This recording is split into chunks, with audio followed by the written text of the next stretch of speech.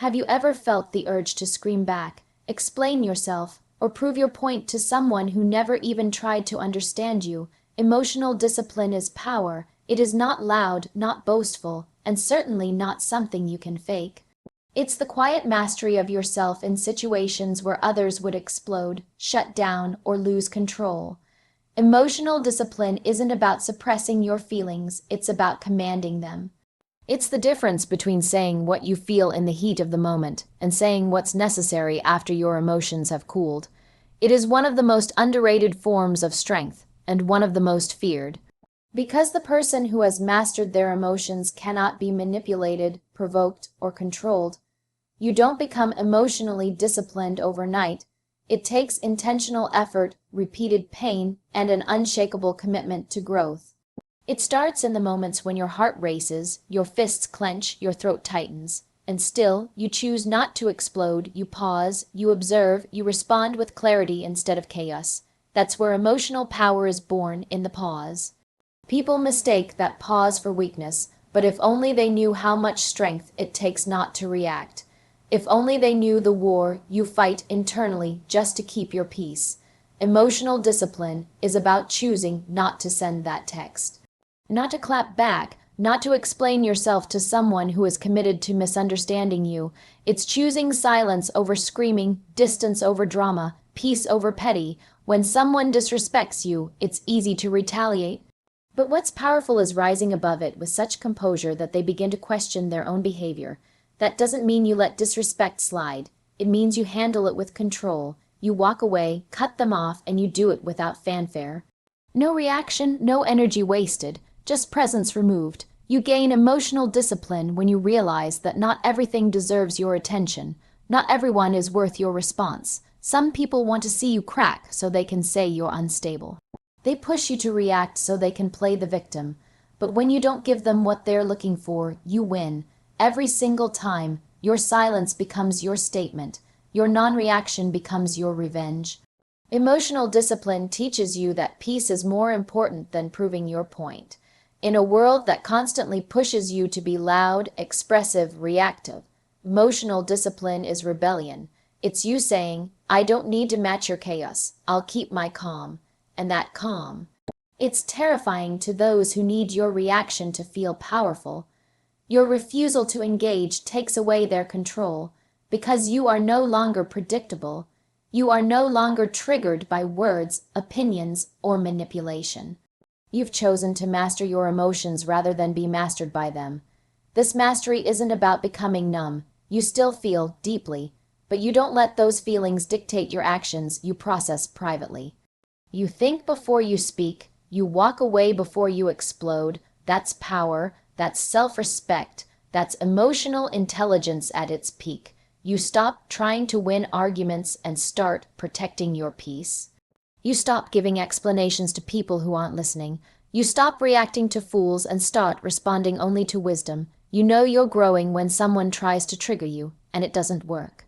When they insult you and you don't flinch. When they try to guilt you and you don't bend.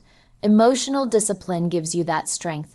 It puts you back in control of your own story. No one else gets to write it. Not their behavior, not their lies, not their projections, just you. Calm, focused, silent, powerful. It's the kind of power that can't be faked. You can't pretend to be emotionally disciplined because life will test you. People will test you. Your limits will be pushed. And when that test comes, only your truth will show. Are you reactive or composed? Are you ruled by emotions or guided by wisdom? Emotional discipline is when you know you could destroy someone with words, but you don't. You know you could expose them, but you stay quiet. You know you could respond, but you choose to elevate, and that's power no one can take from you. Silence is the most tactical response in a world that thrives on noise, reaction, and attention seeking. It is not just an absence of words. It is a deliberate strategy, a conscious choice to withhold power rather than waste it. Silence is not submission. It is not weakness. It is the calm before transformation, the shield of the wise, and the weapon of the emotionally intelligent. When used with intention, silence disarms the manipulator, exposes the insecure, and protects the one who chooses it. It is one of the most underrated forms of strength because it cannot be measured in decibels, but in depth, restraint, and clarity. There are moments when reacting seems necessary, when someone insults you, betrays you, disrespects you. Every part of you may want to speak up, fight back, or explain yourself. But what happens when you don't? What happens when you choose silence instead? It creates discomfort in the other person. It shifts the control. It makes them question your thoughts, your boundaries, your next move. In silence, there is power. A power that drives people mad, because silence cannot be read, manipulated, or used against you. It leaves room for nothing, and yet says everything. When people argue loudly, they often say too much. They reveal their emotions, their insecurities, and their strategies, but the one who remains quiet controls the narrative. Silence cannot be twisted. It cannot be turned into a lie. It cannot be exaggerated. It is a blank canvas that reflects nothing back to the provocateur. In conflict, silence removes you from the chaos and places you above it. It says, "I don't need to engage to win." It shows that you are governed by logic, not ego. People often confuse silence with avoidance, but silence isn't about running away from truth. It's about protecting it. You don't need to share everything you think. You don't need to explain your decisions to people who are not committed to understanding them. Some things lose their value the moment they are spoken to the wrong ears. Silence keeps your plans safe. It keeps your peace intact. It shields your intentions from those who would only use them for harm or gossip. When you speak less, you invite more control, more mystery, more respect. People fear what they cannot predict in relationships, personal, professional, or emotional. Silence is a mirror. When you stop speaking, you start hearing the truth in others. You notice who checks in when you go quiet. You observe who respects your space and who demands your voice. You see who truly values your presence, not just your responses. And when someone wrongs you, silence can be your most profound statement. Not because you have nothing to say, but because you have too much self-respect to waste your breath. Silence is not about letting things go, it's about letting things unfold. It takes tremendous strength to remain silent in the face of provocation. To not defend yourself when lied about, to not retaliate when insulted. But that strength builds resilience, and resilience builds character. Silence teaches you that not every action deserves your reaction, not every opinion needs your correction, and not every confrontation is worth your peace. Some situations resolve themselves when you stop feeding them with energy. When you remove your attention, the fire dies down. Tactically, silence also gives you time to think, time to observe, time to process without pressure. While others rush to speak, you learn to pause. You begin to notice patterns, intentions, and the truth hidden beneath noise. Silence slows things down in a world that wants you to react fast and recklessly. It keeps you from becoming predictable. It makes people wonder what you're thinking, how much you know, what your next move might be, and that uncertainty is powerful. Not everything requires a verbal answer. Sometimes silence is the answer. When someone expects a reaction, give them stillness. When they expect drama, give them distance. When they expect chaos, give them calm. Your silence will echo louder than any words you could say. It will speak in volumes only the wise can hear. Silence doesn't mean you're suppressing your truth. It means you're protecting it. It means you trust yourself enough to wait, to observe, and to act only when necessary. The more you learn to sit with silence, the more you understand its brilliance. It's not just the lack of sound, it's the presence of self-control, wisdom, and power that doesn't beg to be seen, but cannot be ignored. You don't owe anyone a performance, not your friends, not your family, not society, not strangers who expect you to fit into a role they've created for you. You were not born to constantly entertain, explain, or prove yourself to people who only show up when it benefits them. You are not a show, you are not a character, and your life is not a stage for others to sit and judge your every move. You are allowed to be real, you are allowed to be still, you are allowed to be human. So many people live in fear of disappointing others, of not smiling enough, not talking enough, not being exciting or agreeable or loud or charming enough. They live to maintain an image that was never theirs to begin with.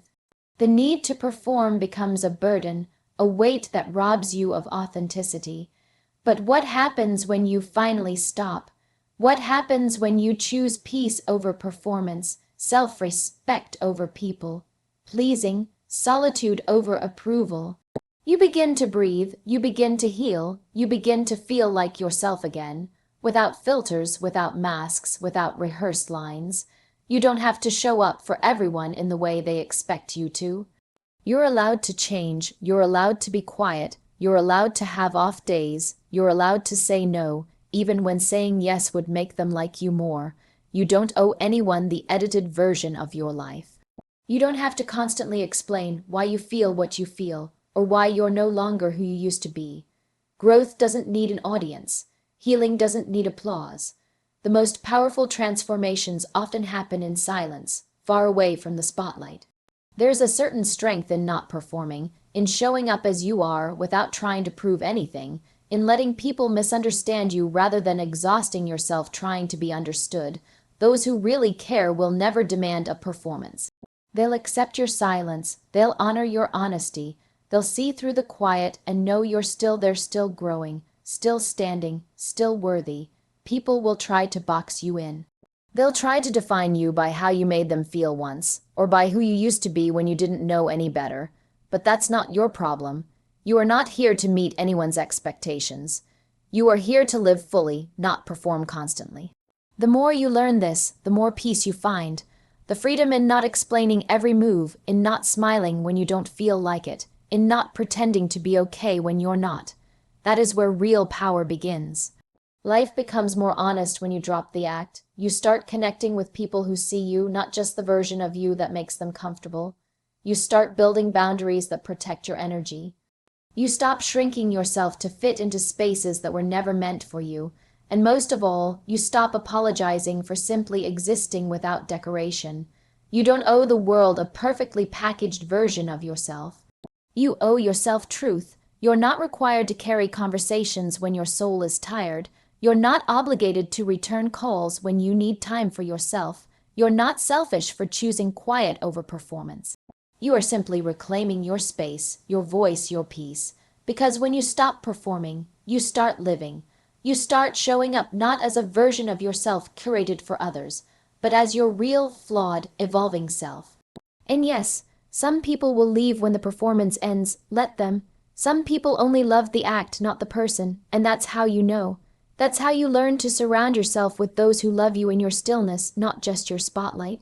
You were never meant to be a constant source of comfort for others at the cost of your own soul. You were meant to evolve, to rest, to grow quietly and unapologetically. Let the masks fall, let the performance end. Let the silence begin. You do not owe anyone a show, a smile, or a version of yourself that keeps them entertained. You owe yourself peace, honesty, and the space to simply be. Not every story has to be told.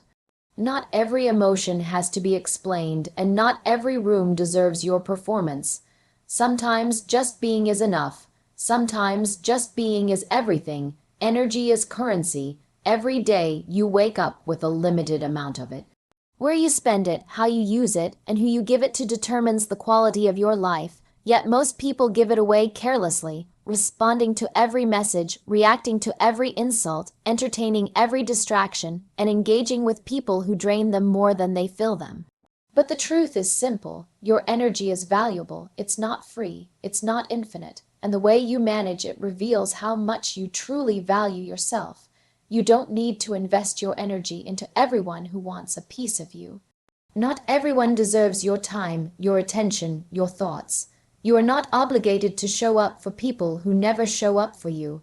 You are not required to respond to negativity just because it's loud. You are allowed to protect your energy like it's gold, because it is. People may call you selfish for setting boundaries, for choosing solitude, for prioritizing your peace. Let them. That is the price of no longer living on everyone else's terms. Every argument, every reaction, every over-explaining session costs you something. And at some point you have to ask yourself, is it worth it? Is this conversation worth my mental space? Is this person worth my emotional effort?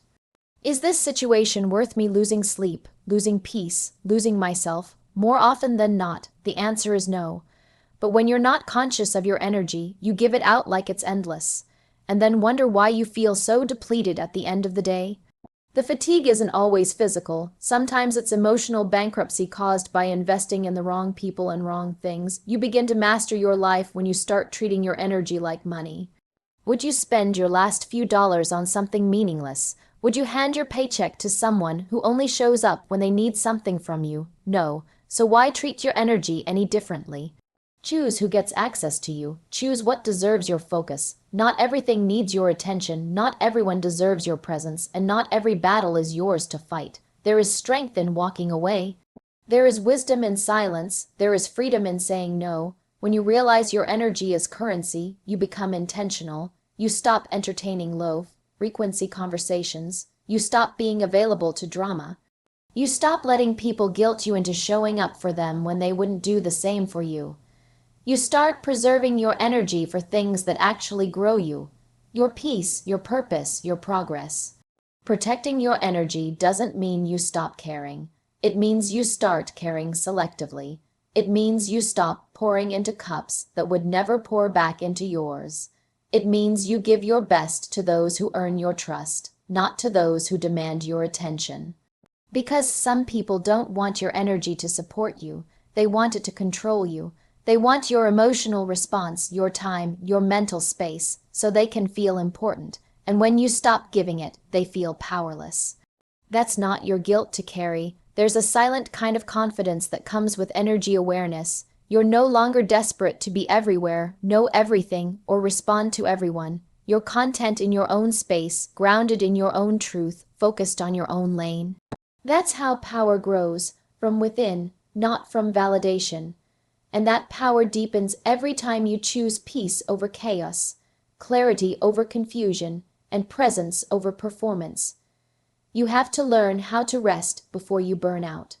You have to understand that your energy wasn't meant to be scattered. It was meant to be sacred. Guard it like your life depends on it, because in many ways it does. The quality of your relationships, the strength of your focus, the clarity of your decisions, they all come from how well you protect and preserve your energy. Not everything is urgent. Not every text needs a reply. Not every insult needs a comeback. Sometimes the most powerful thing you can do is retreat, recharge, and return stronger. You don't have to attend every argument you're invited to. You don't have to justify your boundaries to people who benefit from you having none.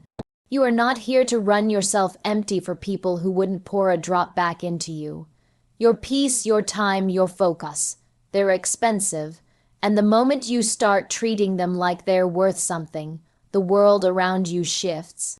The noise gets quieter, the chaos feels distant, the distractions fade because now you're not spending energy. You're investing it, and anything that doesn't offer a return on that investment, it's simply not worth the cost. Detachment is a superpower. It is the quiet strength to walk away, the calm ability to remain unaffected, the deep wisdom to choose peace over chaos. It does not mean you don't care. It means you've learned to stop allowing things, people, and situations to control you. Detachment is not the absence of emotion. It's the mastery of it. It's knowing when to hold on and when to let go without falling apart. It's choosing yourself without guilt. It's loving without obsession. It's standing in the middle of pressure and pain and still choosing not to react emotionally to every trigger. When you're attached to outcomes, to people's opinions, to temporary situations, you give away your power. You begin to live on edge, constantly affected by things outside of your control. You ride emotional highs and crash into emotional lows. You feel anxious when someone doesn't reply, angry when life doesn't go as planned, and lost when someone leaves. But when you develop detachment, you reclaim control. You start seeing clearly. You stop begging, chasing, and pleasing. You begin to understand that your worth is not defined by someone else's presence or approval. You stand firm in your own identity, unshaken by rejection or praise. Detachment teaches you to stop gripping so tightly. It tells you that peace comes when you stop needing everything to go your way. Life doesn't always unfold as you want, and people will not always treat you as you deserve, but you learn to keep your power anyway. You stop forcing conversations. You stop explaining your value. You stop inserting yourself where you're not appreciated. Detachment allows you to observe instead of absorb, to witness people's actions without taking them personally, to listen to criticism without it becoming your truth, to feel disappointment without drowning in it. This kind of emotional discipline is rare. Most people are reactive. They let words, moods, and circumstances dictate their inner world. But detachment shifts your focus inward. You start to recognize what truly matters and what doesn't deserve your energy. You stop attaching your happiness to people, things, or events. You start finding it within. You let go of the illusion that you must control everything, and in doing so, you gain real power, the kind that can't be taken from you. Being detached doesn't mean being cold. It means having boundaries. It means knowing that you can love someone deeply and still let them go if they start costing you your peace. It means you can be committed to your goals without being destroyed by temporary setbacks. It means you can care without clinging, engage without depending, and support without losing yourself in the process. You start flowing with life rather than fighting it. You start responding instead of reacting.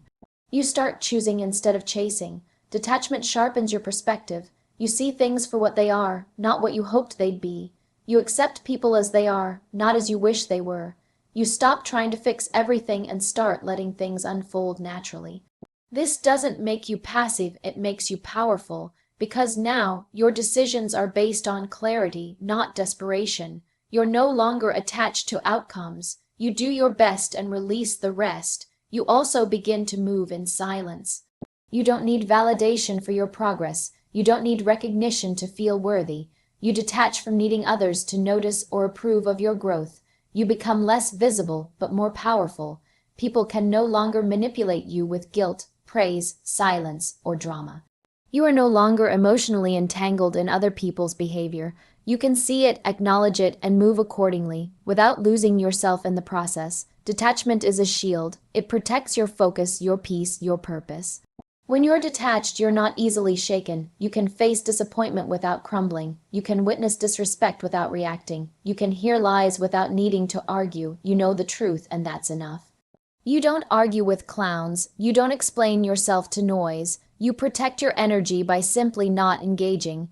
There is freedom in detachment. Freedom from obsession, from overthinking, from emotional chaos.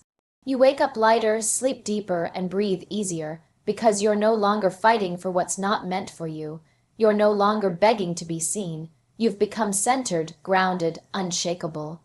And that is the essence of true power. Detachment isn't escape, it's elevation. They deserve your absence, not because you want to punish them, not because you're trying to prove a point, but because your presence is no longer valued in the way it should be.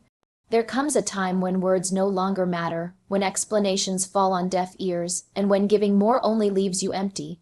That's when you walk away, not in anger, not in pride, but in clarity.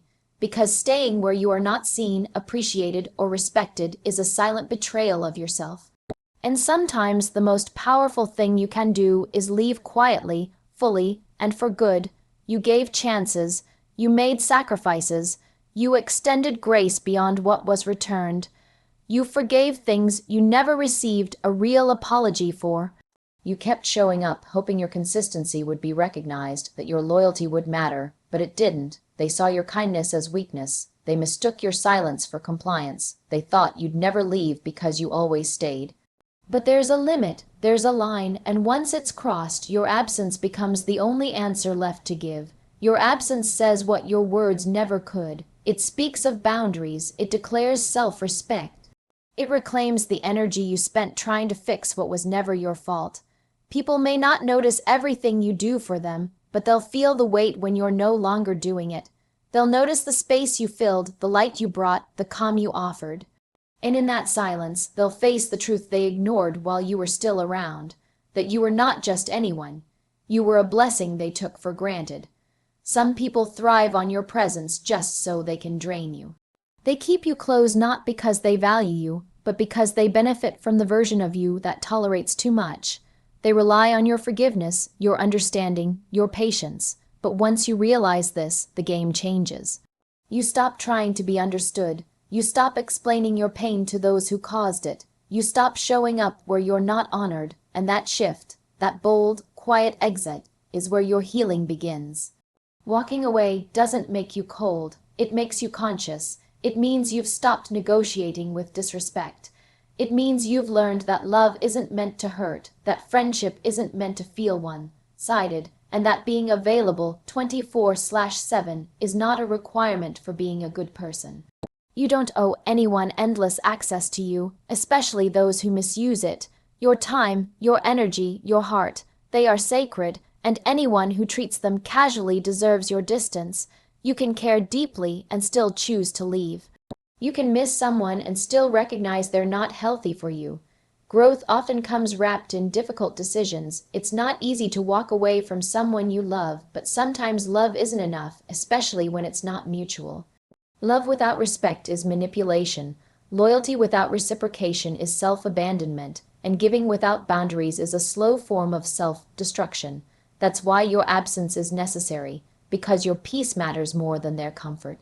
You don't need to explain your exit. You don't need closure from those who broke you. Closure is a decision, not a conversation. It's you deciding that your mental health is more important than their approval, that your future is more important than holding on to the past, that your soul is more important than their convenience. When someone shows you that they don't value your presence, believe them and give them what they deserve, your absence.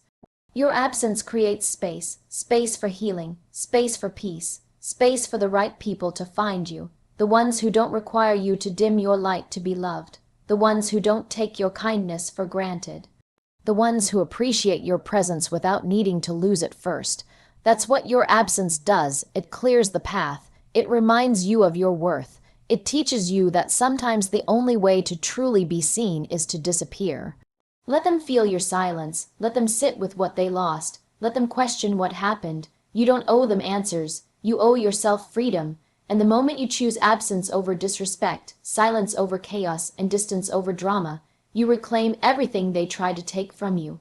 And in that moment, you become untouchable, because you no longer beg to be chosen. You choose yourself. You no longer fight to stay. You walk away with grace. You no longer tolerate the bare minimum. You rise above it. And they finally get what they earned, your absence.